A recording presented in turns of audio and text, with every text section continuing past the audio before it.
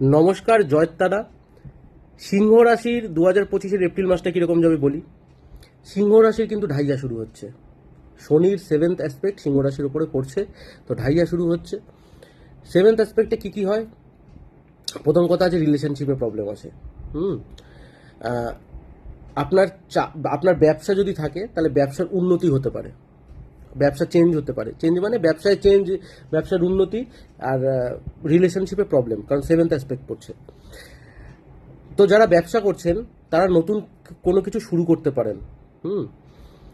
যারা চাকরি করছেন সেখানে একটু মাথা গরম থাকবে, কিন্তু মোটের ওপরে ভালো, খারাপ আমি দেখছি না। কিন্তু সম্পর্কের ক্ষেত্রে আগেই বলে দিলাম, একটু টানাটানি, একটু মনোমালিন্য, ঝামেলা অনেক দূর পর্যন্ত যেতে পারে। তো সেক্ষেত্রে একটু মাথা ঠান্ডা করে ডিল করবেন। ঝামেলা থেকে দূরেই থাকুন, আপনার জন্য ভালো।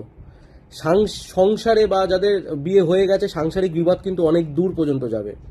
এই মাসে কাউকে সেধে উপকার করতে যাবেন না, আপনারই অপমান হবে বা আপনি অপমানিত হবেন।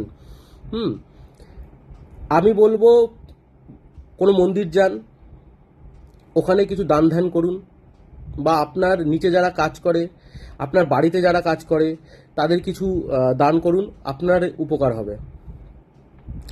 যারা অনেকদিন ধরে সিঙ্গেল আছেন, এই সময়টা কিন্তু আপনি নতুন প্রেমের, আপনাদের জন্য নতুন প্রেমের একটা ইঙ্গিত দেখছি। তবে বুঝে শুনে সিদ্ধান্ত নেবেন অবশ্যই। আপনার বাড়িতে সিনিয়র কোনো মানুষ, বিশেষ করে আপনার বাবা, দাদু, কাকা, দাদা, এদের কিন্তু শরীর নিয়ে একটু চিন্তায় থাকতে হতে পারে আপনাকে। একটু দেখে শুনে রাখবেন। মাসের শেষের দিকে ব্যবসায় লাভ পাবেন।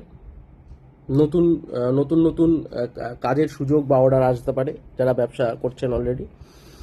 আর নিজের কুণ্ডলী চেক করানোর জন্য উপরের দেওয়া নাম্বারে যোগাযোগ করুন। ধন্যবাদ।